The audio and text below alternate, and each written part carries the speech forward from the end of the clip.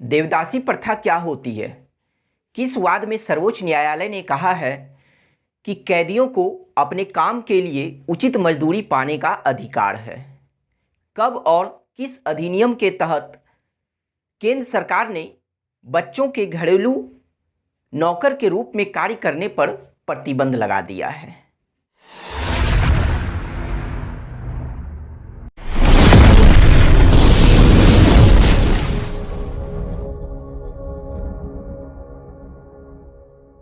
Hello everyone, मैं सुमित, आप सभी का मेरे YouTube channel learn with Akanksha and Sumit में स्वागत है। आज के क्लास में हम लोग मूल अधिकार के अंतर्गत शोषण के विरुद्ध अधिकार के बारे में पढ़ेंगे, जिसे इंग्लिश में राइट अगेंस्ट एक्सप्लॉयटेशन कहा जाता है। तो सबसे पहले हम लोग यह जान लेते हैं कि शोषण के विरुद्ध अधिकार का प्रावधान हमारे भारतीय संविधान में कहाँ पर किया गया है। तो इसका प्रावधान संविधान में अनुच्छेद 23 से 24 के अंतर्गत किया गया है। इसका मतलब यह हुआ कि शोषण के विरुद्ध अधिकार के अंतर्गत हम लोगों को दो अनुच्छेद के बारे में पढ़ना है। एक है अनुच्छेद 23 और दूसरा अनुच्छेद 24। तो चलिए शुरू करते हैं अनुच्छेद 23 को। और इसके बारे में जो पहली जानकारी हम लोगों को जानना है वह यह है कि इस अनुच्छेद के तहत जो मूल अधिकार प्रदान किए गए हैं वह सभी व्यक्तियों को प्राप्त है। अब बात करते हैं कि अनुच्छेद 23 के तहत क्या प्रावधान किया गया है। तो इसके तहत मानव दुर्व्यापार एवं बलात् श्रम का निषेध या प्रतिषेध किया गया है। मतलब अनुच्छेद 23 के तहत मानव दुर्व्यापार एवं बलात् श्रम पर प्रतिबंध लगाया गया है, या फिर हम इसे दूसरे तरीके से भी कह सकते हैं कि अनुच्छेद 23 के तहत किसी भी व्यक्ति को मानव दुर्व्यापार एवं बलात् श्रम के विरुद्ध संरक्षण या अधिकार प्रदान किया गया है। अब बात करते हैं कि यह जो मानव दुर्व्यापार एवं बलात् श्रम का जो निषेध किया गया है, तो इसका उल्लंघन दंडनीय माना गया है, कानून के अनुसार दंडनीय माना गया है। तो चूंकि जब इसे दंडनीय माना गया है तो भारतीय संविधान के अंतर्गत अस्पृश्यता के बाद दंडनीय माना जाने वाला यह दूसरा कार्य है। दूसरा कार्य कौन सा? तो यही मानव दुर्व्यापार एवं बलात् श्रम का निषेध का उल्लंघन करना। तो यह दूसरा दंडनीय कार्य माना गया है। और पहला कौन सा? तो वह अस्पृश्यता था। फिर बात करते हैं कि अनुच्छेद 23 के तहत किसी भी व्यक्ति को मानव दुर्व्यापार एवं बलात् श्रम के विरुद्ध संरक्षण या अधिकार जो प्रदान किया गया है, तो वह राज्य तथा व्यक्ति दोनों के विरुद्ध प्रदान किया गया है। इसका मतलब क्या हुआ कि मान लीजिए कि किसी भी व्यक्ति को अनुच्छेद 23 के तहत मानव दुर्व्यापार एवं बलात् श्रम के विरुद्ध संरक्षण या अधिकार जो प्रदान किया गया है वह केवल राज्य के विरुद्ध प्रदान नहीं किया गया है, केवल सरकार के विरुद्ध प्रदान नहीं किया गया है, बल्कि किसी दूसरे व्यक्ति के विरुद्ध भी प्रदान किया गया है। मतलब किसी व्यक्ति को किसी दूसरे व्यक्ति के विरुद्ध भी प्रदान किया गया है। अब बात करते हैं कि यहाँ देखिए अनुच्छेद 23 के तहत दो वर्ड का प्रयोग किया गया है। एक है मानव दुर्व्यापार और दूसरा है बलात् श्रम। सबसे पहले बात करते हैं हम लोग मानव दुर्व्यापार के बारे में कि मानव दुर्व्यापार क्या होता है। तो मानव का वैसा व्यापार जो अवैध है, जो वैध नहीं है, तो उसे क्या कहा जाता है? मानव दुर्व्यापार कहा जाता है। अब मानव दुर्व्यापार में किस किस तरह के कार्य को शामिल किया गया है, मतलब कौन कौन से कार्य को मानव दुर्व्यापार कहा गया है, तो आइए इसे जानते हैं। 4 तरह के कार्य को मानव दुर्व्यापार कहा गया है। पहला है कि मनुष्यों का वस्तु के समान खरीद बिक्री करना या क्रय विक्रय करना, वह मानव दुर्व्यापार कहलाता है। तो मनुष्यों का वस्तु के समान खरीद बिक्री, तो मनुष्य के अंतर्गत कौन कौन आ गए? तो वह पुरुष हो या महिला हो या फिर बच्चे हों, तो इन सभी का अगर वस्तु के समान खरीद बिक्री किया जाता है या क्रय विक्रय किया जाता है तो उसे मानव दुर्व्यापार कहा जाता है। अब बात करते हैं दूसरा जो कार्य है वह यह है कि महिलाओं एवं बच्चों का अनैतिक दुर्व्यापार करना। अनैतिक का मतलब अनुचित दुर्व्यापार या नीति के विरुद्ध दुर्व्यापार, तो उसे ही कहते हैं अनैतिक दुर्व्यापार।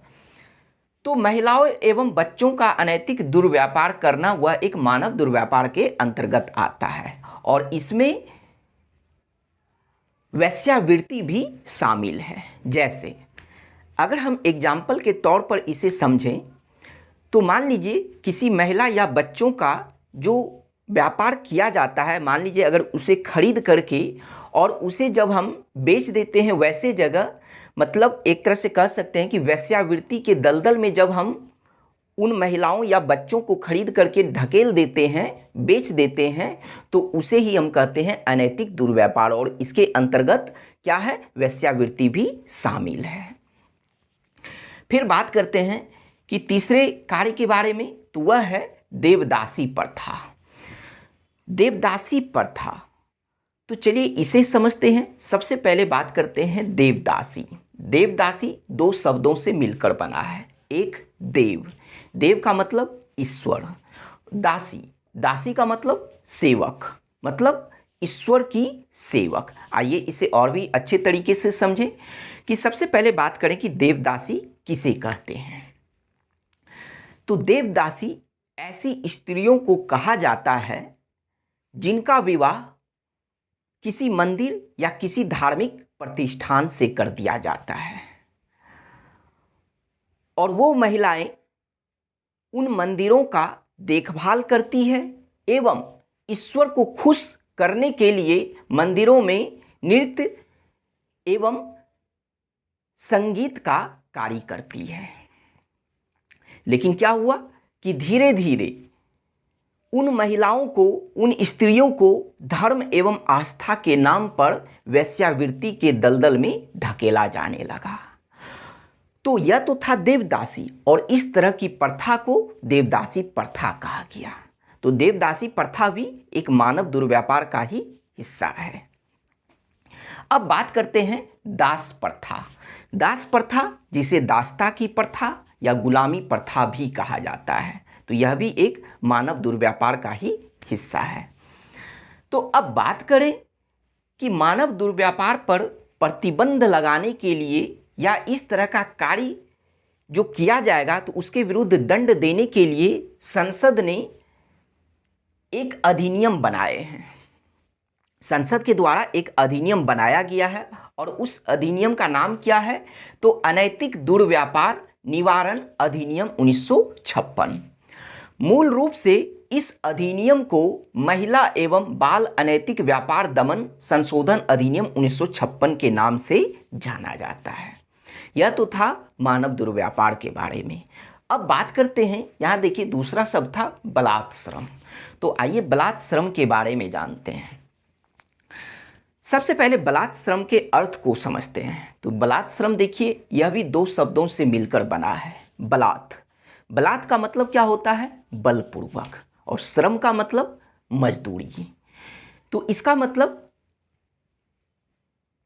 जब हम किसी व्यक्ति से उसके इच्छा के बिना अगर कोई कार्य करवाते हैं तो उसे बलात् श्रम कहा गया है। मतलब जब हम किसी व्यक्ति से बलपूर्वक कार्य करवाते हैं उसके इच्छा के बिना, तो वैसे ही कार्य को बलात् श्रम कहा गया है। अब बात करते हैं कि बलात् श्रम के कई प्रकार हैं। बलात् श्रम जिसे इंग्लिश में फोर्स्ड लेबर कहा गया है। तो बलात् श्रम के कई प्रकार हैं, जैसे बेगार, बंधुआ मजदूरी या फिर न्यूनतम मजदूरी से कम मजदूरी पर काम करवाना। यह सब बलात् श्रम के उदाहरण हैं, बलात् श्रम के ही प्रकार हैं। तो चलिए अब बात करते हैं कि सबसे पहले बेगार के बारे में बात करते हैं कि बेगार किसे कहा जाता है। बिना मजदूरी के या बिना पारिश्रमिक के काम करवाना वह बेगार कहलाता है। मतलब अगर हम किसी व्यक्ति से कोई कार्य करवा लेते हैं लेकिन उस कार्य के बदले हम उसे कोई पैसे नहीं देते, उसे कोई मजदूरी नहीं देते हैं, तो वैसे कार्य को ही बेगार कहा जाता है। लेकिन यहां पर एक बात ध्यान रखना है कि अगर कोई व्यक्ति अपनी इच्छा से किसी दूसरे का कार्य बिना पैसा लिए करता है, बिना मजदूरी लिए करता है अपने मन से, तो वह कार्य बेगार नहीं कहलाएगा। लेकिन अगर कोई व्यक्ति किसी दूसरे व्यक्ति से कार्य तो करवा लेता है, लेकिन अगर वह व्यक्ति पैसा प्राप्त करना चाहता है, मजदूरी लेना चाहता है, लेकिन हम उसे मजदूरी अगर नहीं दे रहे हैं, तब उस कार्य को बेगार कहा जाता है। अब बात करते हैं बंधुआ मजदूरी की। बंधुआ मजदूरी, सबसे पहले हम बंधुआ मजदूर समझते हैं। बंधुआ मजदूर, जिसे अनुबंध श्रमिक या बंधक मजदूर भी कहा जाता है, तो इसे हम एक एग्जाम्पल के तौर पर समझते हैं कि बंधुआ मजदूर किसे कहा जाता है। कि मान लीजिए कोई व्यक्ति हमसे कुछ पैसे उधार लिया, कुछ कर्ज लिया, कुछ ऋण लिया, लेकिन वह जो हमसे कर्ज लिया उस कर्ज को वह व्यक्ति नहीं चुका पा रहा है, तो क्या करेगा? वह व्यक्ति लिए गए कर्ज को चुकाने के बदले मेरे यहां काम करने लगेगा और हम उस काम के बदले उसे कोई पैसे नहीं देंगे। तो उस व्यक्ति को बंधुआ मजदूर कहा जाता है और उनके द्वारा किए गए कार्य को बंधुआ मजदूरी कहा जाता है। तो यह तो था बंधुआ मजदूरी, जो बलात् श्रम का ही हिस्सा है। अब बात करते हैं न्यूनतम मजदूरी से कम मजदूरी पर काम करवाना, यह भी बलात् श्रम का ही हिस्सा है। तो यह क्या है कि मान लीजिए कि किसी काम के लिए कोई न्यूनतम मजदूरी फिक्स की गई है, कि जैसे कोई काम है, इस काम को अगर कोई व्यक्ति करता है तो उस कार्य के लिए उसे 200 रुपये, अगर जो न्यूनतम मजदूरी निर्धारित है तो वह 200 रुपये दे दिया जाएगा। लेकिन मान लीजिए कि 200 की जगह अगर हम उस व्यक्ति को 200 से कम, मतलब 150, 100 कुछ भी दे दें, लेकिन 200 से अगर कम देते हैं, न्यूनतम मजदूरी से अगर हम कम देते हैं, तो वह भी किसके अंतर्गत आएगा? तो बलात् श्रम के अंतर्गत आएगा। कि मतलब उस व्यक्ति को उसके कार्य के लिए जो न्यूनतम मजदूरी था वह भी जब नहीं दिया जाता है तो वह भी बलात् श्रम का हिस्सा है। अब देखिए, बात करते हैं कि अगर प्रश्न आपसे यहाँ पर डायरेक्ट पूछे कि मानव दुर्व्यापार एवं बलात् श्रम का निषेध किस अनुच्छेद के तहत किया गया है, तो वह तो अनुच्छेद 23 होगा। लेकिन हो सकता है कि डायरेक्ट आपसे यह भी पूछा जाए कि बेगार या बंधुआ मजदूरी या न्यूनतम मजदूरी से कम मजदूरी पर प्रतिबंध लगाना या निषेध उसका, या उसके विरुद्ध किसी व्यक्ति को अधिकार या संरक्षण किस अनुच्छेद के तहत प्राप्त है, तो इस सभी का आंसर अनुच्छेद 23 हो जाएगा। क्योंकि बलात् श्रम के ही प्रकार हैं बेगार, बंधुआ मजदूरी एवं न्यूनतम मजदूरी से कम मजदूरी पर कार्य करवाना।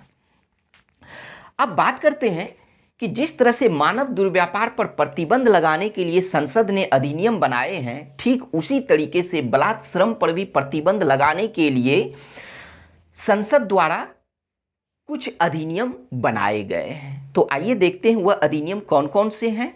तो एक है न्यूनतम मजदूरी अधिनियम 1948, दूसरा है ठेका श्रमिक अधिनियम 1970, तीसरा है बंधुआ मजदूरी प्रथा या बंधुआ मजदूरी प्रणाली उन्मूलन अधिनियम 1976 और चौथा है समान पारिश्रमिक अधिनियम 1976। तो यह सभी अधिनियम जो बलात् श्रम पर प्रतिबंध लगाने के लिए संसद के द्वारा बनाए गए हैं। अब देखिए, इस अधिनियम से प्रश्न कैसे पूछे जाएंगे। इनमें से किसी भी अधिनियम से आपसे प्रश्न पूछ लिया जाएगा, जैसे कि न्यूनतम मजदूरी अधिनियम कब पारित किया गया था, तो इसका आंसर क्या हो जाएगा? 1948। ठीक उसी तरीके से पूछ लिया जाएगा कि बंधुआ मजदूरी प्रथा उन्मूलन अधिनियम संसद के द्वारा कब पारित किया गया था, तो आंसर हो जाएगा 1976। तो हर बात को ध्यान में रखना है। अब बात करते हैं कि यह जो अनुच्छेद 23 के तहत जो प्रावधान किया गया है, मानव दुर्व्यापार एवं बलात् श्रम के का जो निषेध किया गया है, तो इसके अपवाद भी हैं। तो इसका जो अपवाद है वह अनुच्छेद 23 के 2 के तहत है। तो अब आप कहिएगा कि अनुच्छेद 23 का 1 कहाँ है? तो यह जो अनुच्छेद 23 है, इसी को आप अनुच्छेद 23 का 1 भी कह सकते हैं। तो अनुच्छेद 23 या अनुच्छेद 23 का 1 के तहत मानव दुर्व्यापार एवं बलात् श्रम का निषेध किया गया है, लेकिन इसका जो अपवाद है, एक्सेप्शन है, वह अनुच्छेद 23 के 2 के तहत है। आइए देखते हैं अपवाद क्या है। अपवाद यह है कि राज्य को सार्वजनिक उद्देश्य के लिए अनिवार्य सेवा लागू करने का अधिकार प्रदान किया गया है। यह अपवाद है। तो अब अपवाद कैसे, इसे समझते हैं। तो राज्य को सार्वजनिक उद्देश्य के लिए अनिवार्य सेवा, पहले अनिवार्य सेवा को समझते हैं। अनिवार्य सेवा कहने का मतलब जैसे सैन्य सेवा या कोई सामाजिक सेवा। तो अगर राज्य को लगे कि सार्वजनिक उद्देश्य के लिए किसी व्यक्ति से सैन्य सेवा या फिर सामाजिक सेवा लेना जरूरी है, तो वह ले सकता है, लेकिन उस कार्य के लिए राज्य उस व्यक्ति को धन देने के लिए, पैसे देने के लिए या मजदूरी देने के लिए बाध्य नहीं है। यही है अपवाद। जबकि यहां पर आप क्या पढ़े कि बलात् श्रम पर प्रतिबंध लगाया गया है। तो बलात् श्रम के अंतर्गत जो 3 प्रकार पढ़े, तो यहां पर क्या था कि अगर कोई काम हम करवाते हैं तो उसके लिए उसे उचित मजदूरी देना चाहिए, लेकिन उसी का यहां अपवाद है कि अगर राज्य सार्वजनिक उद्देश्य के लिए किसी व्यक्ति से अगर अनिवार्य सेवा लेती है, जैसे सैन्य सेवा या सामाजिक सेवा लेती है, तो उस सेवा के लिए राज्य उस व्यक्ति को पैसे देने के लिए, मजदूरी देने के लिए बाध्य नहीं है। तो यह हुआ अपवाद। लेकिन यह भी कहा गया है अनुच्छेद 23 के 2 के तहत कि राज्य इस तरह के अनिवार्य सेवा को लागू करने में धर्म, जाति या वर्ग के आधार पर भेदभाव नहीं करेगा। मतलब इसका क्या कहने का मतलब हुआ?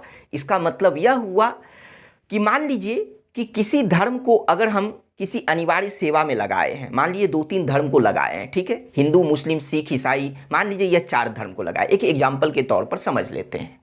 अब सरकार क्या करेगी कि जो उनमें से हिंदू धर्म के लोग हैं, तो उस हिंदू धर्म के लोग को उनके काम के लिए पैसे दे देगी, लेकिन वह जो मुस्लिम या ईसाई या सिख धर्म के जो लोग हैं उन्हें नहीं देगी। तो यही कहा गया है कि राज्य जो है इस तरह के अनिवार्य सेवा को लागू करने के लिए धर्म, जाति या वर्ग के आधार पर भेदभाव नहीं करेगी। फिर बात करते हैं कि यह जो बंधुआ मजदूरी है, या बंधुआ मजदूरी नहीं, यह बलात् श्रम जो है, तो इस बलात् श्रम के अंतर्गत 3 वाद हैं, या फिर हम यूं कहें कि बलात् श्रम से संबंधित 3 वाद हैं। कौन कौन?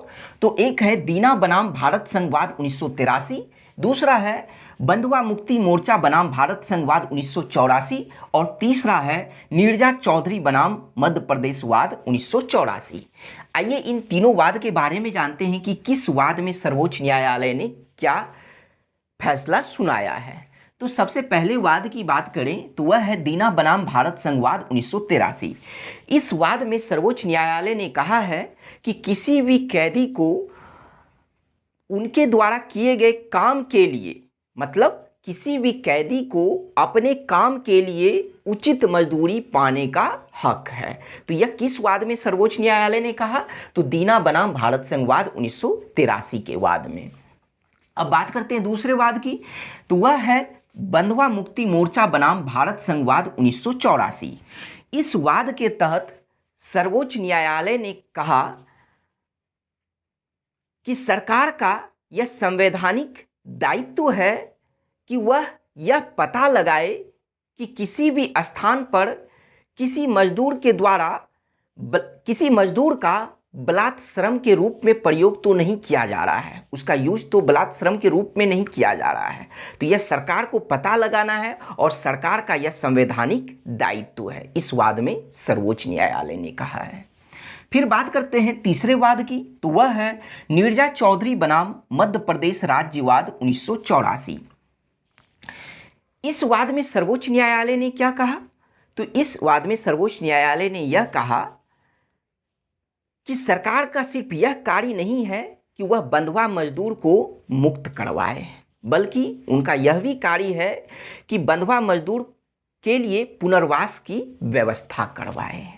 तो इस वाद में 1984 के नीरजा बनाम मध्य प्रदेश राज्यवाद में सर्वोच्च न्यायालय ने यह फैसला सुनाया। और फिर हम लोग यहाँ जो देखे थे कि बंधुआ मजदूरी प्रथा उन्मूलन अधिनियम 1976, तो इस अधिनियम के द्वारा भी यह प्रावधान किया गया है कि इसके तहत सिर्फ यह नहीं कहा गया है कि बंधुआ मजदूर को मुक्त करवाना है, बल्कि उसके साथ साथ बंधुआ मजदूर के पुनर्वास के लिए, मतलब उनको फिर से उनके घर तक पहुंचाना, तो बंधुआ मजदूर के पुनर्वास के लिए व्यवस्था करवाने की भी बात कही गई है इस अधिनियम के तहत। अब बात करते हैं अगले अनुच्छेद के बारे में। अनुच्छेद 23 हम लोगों का समाप्त हो गया, अब अनुच्छेद 24 के बारे में बात कर रहे हैं। तो सबसे पहले बात कर लेते हैं कि अनुच्छेद 24 के तहत जो मूल अधिकार प्रदान किए गए हैं तो वह भी सभी व्यक्तियों को प्राप्त है। अब बात करते हैं कि क्या इसके तहत प्रावधान किया गया है, तो वह है बाल श्रम का निषेध। मतलब बाल श्रम का निषेध या प्रतिषेध या बाल श्रम पर प्रतिबंध लगाया गया है। अगर पूरी तरीके से समझें तो अनुच्छेद 24 के तहत यह प्रावधान किया गया है कि 14 वर्ष से कम आयु के बच्चों को कारखानों, खानों अथवा अन्य किसी जोखिमपूर्ण कार्य में नियोजन का निषेध किया गया है। नियोजन कहने का मतलब कि 14 वर्ष से कम आयु के बच्चों को कारखानों, खानों अथवा अन्य किसी जोखिमपूर्ण कार्य में कार्य करने पर प्रतिबंध लगाया गया है। तो इसी चीज को अगर संक्षेप में कहें तो अनुच्छेद 24 के तहत बाल श्रम पर प्रतिबंध लगाया गया है। अब बात करते हैं, सबसे पहले बाल श्रम के अर्थ को समझते हैं। तो बाल श्रम देखिए दो शब्दों से मिलकर बना है। एक बाल जिसका मतलब होता है बच्चा, दूसरा श्रम जिसका मतलब होता है मजदूरी। अर्थात जब हम छोटे उम्र के बच्चों से मजदूरी करवाते हैं तो उसे बाल श्रम कहा गया है। कहने का मतलब कि जो उम्र बच्चों के खेलने कूदने या पढ़ने की है, स्कूल जाने की है, अगर उस उम्र में वह मानसिक या शारीरिक रूप से अगर कोई मजदूरी करता है तो उसे ही बाल श्रम कहा गया है। तो अब बात करें कि अलग अलग देश एवं अलग अलग संस्थान के द्वारा जो बाल श्रम की आयु जो निर्धारित की गई है, बच्चों की आयु जो निर्धारित की गई है मजदूरी नहीं करने की, वह अलग अलग निर्धारित की गई है। जैसे अगर हम भारतीय संविधान की बात करें तो भारतीय संविधान के अनुसार 14 वर्ष से कम आयु के बच्चों से मजदूरी करवाने पर प्रतिबंध लगाया गया है, जबकि संयुक्त राष्ट्र संघ के द्वारा 18 वर्ष से कम आयु के बच्चों को मजदूरी करने पर प्रतिबंध लगाया गया है। फिर उसी तरीके से अगर हम अंतर्राष्ट्रीय श्रम संगठन की बात करें, जिसे शॉर्ट में ILO कहा जाता है, तो अंतर्राष्ट्रीय श्रम संगठन के द्वारा 15 वर्ष से कम आयु के बच्चों से मजदूरी करवाने पर प्रतिबंध लगाया गया है। फिर यूरोपीय देश की बात करें तो यूरोपीय देश के अनुसार, मतलब वहाँ के कानून के अनुसार 13 वर्ष से कम आयु के बच्चों से मजदूरी करवाने पर प्रतिबंध लगाया गया है, जबकि अमेरिकी संविधान के अनुसार 12 वर्ष से कम आयु के बच्चों से मजदूरी करवाने पर प्रतिबंध लगाया गया है। तो इस तरह से आप देखिए कि अलग अलग देश की एवं अलग अलग संस्था के द्वारा, संगठन के द्वारा यह जो बाल श्रम की जो आयु निर्धारित की गई है वह अलग अलग निर्धारित की गई है। फिलहाल हम भारतीय संविधान की बात करें तो यहाँ पर 14 वर्ष से कम आयु के बच्चों को या जो भी जोखिमपूर्ण कार्य है तो यहाँ पर नियोजन का निषेध किया गया। मतलब यहाँ पर बाल श्रम का या यहाँ पर वो कार्य नहीं कर सकते, इस पर प्रतिबंध लगाया गया है। तो इस तरह से हम यह भी कह सकते हैं कि अनुच्छेद 24 के तहत किसी भी व्यक्ति को बाल श्रम के विरुद्ध संरक्षण या अधिकार प्रदान किया गया है, या अनुच्छेद 24 के तहत बाल अधिकार को सुरक्षित किया गया है। अब बात करते हैं कि जिस तरह से हम लोग देखें कि अनुच्छेद 23 का अपवाद था, लेकिन अनुच्छेद 24 का कोई भी अपवाद नहीं है। यानी अनुच्छेद 24 के तहत यह जो बाल श्रम का जो निषेध किया गया है यह अत्यांतिक है। अत्यांतिक कहने का मतलब कि इस निषेध का कोई भी अपवाद नहीं है, किसी भी तरह का कोई एक्सेप्शन नहीं है। अगर निषेध है, कर दिया गया है, तो इसका मतलब कर दिया गया, इसका कोई अपवाद नहीं है।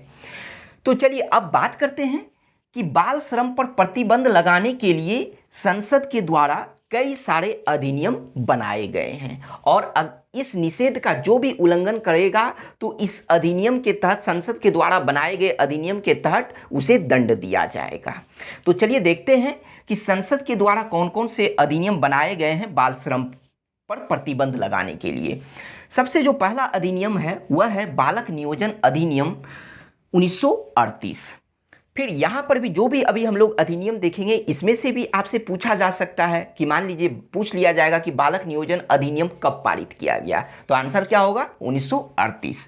ठीक उसी तरीके से अब बात करते हैं भारतीय कारखाना अधिनियम 1948, बागान श्रम अधिनियम 1951, खान अधिनियम 1952, वाणिज्य पोत परिवहन अधिनियम 1958, मोटर परिवहन कर्मकार अधिनियम 1961, फिर शिशु अधिनियम 1961। तो शिशु के जगह हो सकता है प्रशिक्षु भी लिखा जाए, तो प्रशिक्षु अधिनियम 1961।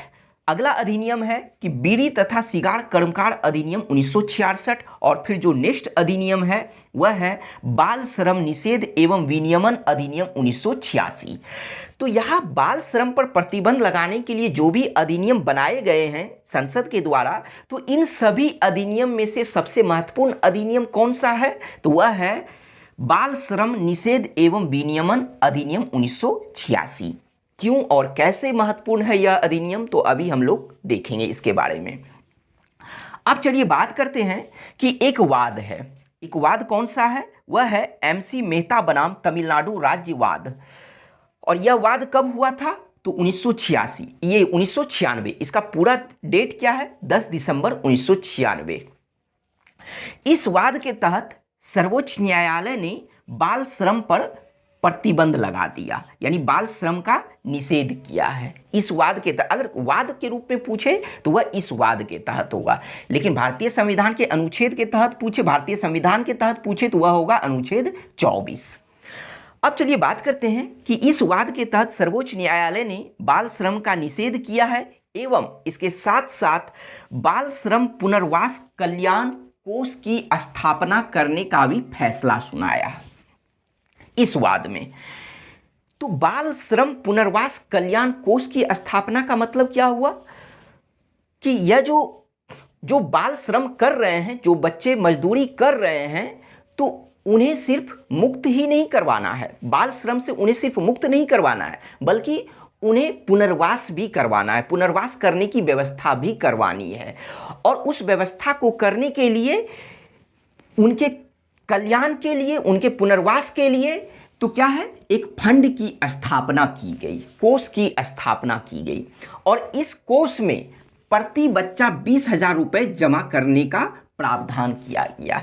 लेकिन प्रति बच्चा 20,000 रुपये जमा कौन करेंगे, है ना, सवाल यह उठ रहा है कि इस कोष में प्रति बच्चा 20,000 रुपये कौन जमा करेंगे। तो आइए इसे समझते हैं कि जिस व्यक्ति ने किसी बच्चे से, मान लीजिए कोई व्यक्ति किसी बच्चे से बाल श्रम करवा रहा था, तो वह व्यक्ति अपने यहाँ कितने बच्चे से बाल श्रम करवा रहा था, तो वह जो व्यक्ति है वही व्यक्ति प्रति बच्चा 20,000 रुपये इस कोष में जमा करवाएगा। मान लीजिए अगर हम ही वो व्यक्ति हैं, ठीक है, और अगर हम 2-3 बच्चों को बाल श्रम के रूप में अपने यहाँ कार्य करवा रहे थे, अपने फैक्ट्री में काम करवा रहे थे, ठीक है, तो हम क्या करेंगे कि उन तीनों बच्चे के लिए प्रत्येक बच्चे 20,000 रुपये हम इस कोष में जमा करवाएंगे। यह था इसका मतलब। अब बात करते हैं, यह तो हो गया वाद, लेकिन फिर बात करते हैं एक अधिनियम की, वह है बाल अधिकार संरक्षण आयोग अधिनियम 2005।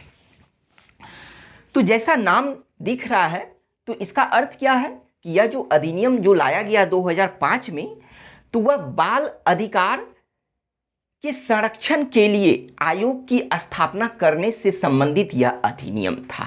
मतलब इस अधिनियम के तहत क्या किया गया कि बच्चों के अधिकार की सुरक्षा के लिए, संरक्षण के लिए एक राष्ट्र आयोग की स्थापना की गई एवं उसके साथ साथ राज्य में भी आयोगों की स्थापना की गई। अलग अलग राज्यों में अलग अलग आयोग की स्थापना की गई इसी अधिनियम के तहत। फिर बात करते हैं कि 10 अक्टूबर 2006 इसकी अगर हम बात करें तो इस तिथि को क्या हुआ कि केंद्र सरकार ने बाल श्रम अधिनियम 1986 के तहत, तो बाल श्रम अधिनियम 1986 का पूरा नाम क्या है? बाल श्रम निषेध एवं विनियमन अधिनियम 1986। तो 10 अक्टूबर 2006 को केंद्र सरकार ने बाल श्रम अधिनियम 1986 के तहत घरों अथवा व्यावसायिक प्रतिष्ठान जैसे होटलों, रेस्तरां, दुकानों, रिसोर्ट, कारखानों, स्पा या चाय की दुकानों आदि जैसे जो भी व्यावसायिक प्रतिष्ठान हैं, उन सभी में बाल श्रम पर प्रतिबंध लगा दिया।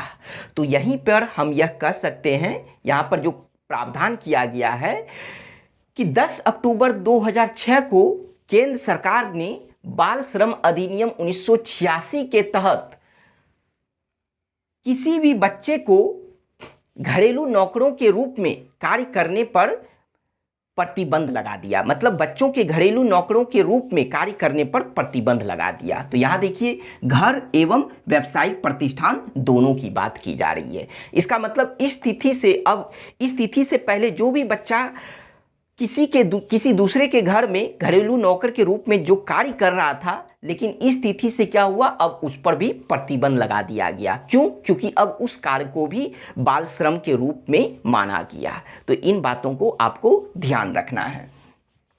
अब बात करते हैं कि यह जो 10 अक्टूबर 2006 को केंद्र सरकार के द्वारा जो एक अधिसूचना जारी करके प्रावधान किया गया, तो अगर इसका कोई भी उल्लंघन करता है, कोई भी व्यक्ति अगर उल्लंघन करता है तो वह अपराध माना जाएगा और इस अपराध के लिए 3 माह से 1 वर्ष तक का कारावास या फिर 10 से 20,000 तक का जुर्माना या फिर दोनों प्रकार के दंड से दंडित किए जाने का प्रावधान किया गया है। फिर बात करते हैं कि बाल श्रम संशोधन अधिनियम 2016। तो यह संशोधन अधिनियम क्या है? तो आइए इसके बारे में जानते हैं कि इस 2016 में क्या हुआ कि बाल श्रम संशोधन अधिनियम में बाल श्रम अधिनियम में संशोधन किया गया और उसका नाम क्या रखा गया? बाल श्रम संशोधन अधिनियम 2016। तो इस अधिनियम के तहत क्या हुआ कि यह जो बाल श्रम निषेध एवं विनियमन अधिनियम 1986 था, तो इसी का नाम बदल कर क्या रख दिया गया? तो बाल एवं किशोर श्रम निषेध एवं विनियमन अधिनियम 1986 कर दिया गया। तो नाम में कितना अंतर आया? तो आप देखिए कि यहाँ सब कुछ सेम ही है। यहाँ बाल श्रम है, सिर्फ यहाँ पे क्या किया गया? बाल एवं किशोर श्रम कर दिया गया, बाद बाकी वही है। तो किस संशोधन अधिनियम के तहत यह नाम बदला गया? तो बाल श्रम संशोधन अधिनियम 2016 के तहत यह नाम बदला गया। अब फिर बात करते हैं कि यह तो हो गया अनुच्छेद 24 के बारे में भी हम लोग पढ़ लिए, लेकिन यहाँ से क्या है कि एक क्वेश्चन बनता है, वह यह है कि आपसे पूछ लिया जाएगा कि बाल श्रम का निषेध किसके किसके द्वारा किया गया है, या बाल श्रम पर प्रतिबंध या बाल श्रम का उपयोग का निषेध किनके किनके द्वारा किया गया है। तो तो चलिए देखते हैं कि सबसे पहले बात करते हैं भारतीय संविधान के द्वारा बाल श्रम का निषेध किया गया है। कैसे? तो भारतीय संविधान के अनुच्छेद 24 के तहत बाल श्रम का क्या किया गया है? निषेध किया गया है। फिर बात करते हैं कि 1996 में सर्वोच्च न्यायालय के निर्णय के द्वारा भी बाल श्रम का निषेध किया गया है। तो इस बात को हम लोग यहाँ पर पढ़े। कहाँ पर पढ़े हैं? वह तिथि क्या है कि 10 दिसंबर 1996 को MC मेहता बनाम तमिलनाडु राज्यवाद में सर्वोच्च न्यायालय ने बाल श्रम का निषेध किया है। तो इसका मतलब सर्वोच्च न्यायालय के द्वारा भी बाल श्रम का निषेध किया गया है। फिर बात करते हैं कि संयुक्त राष्ट्र के चार्टर के द्वारा भी बाल श्रम का निषेध किया गया है। तो संयुक्त राष्ट्र के चार्टर के द्वारा या संयुक्त राष्ट्र के एक अधिसूचना पत्र के द्वारा इस तरह से भी लिखा जा सकता है। ठीक है। फिर बात करते हैं कि ICCPR के अनुच्छेद 24 के द्वारा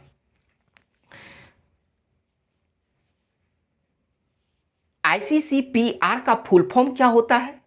तो international convention on civil and political rights.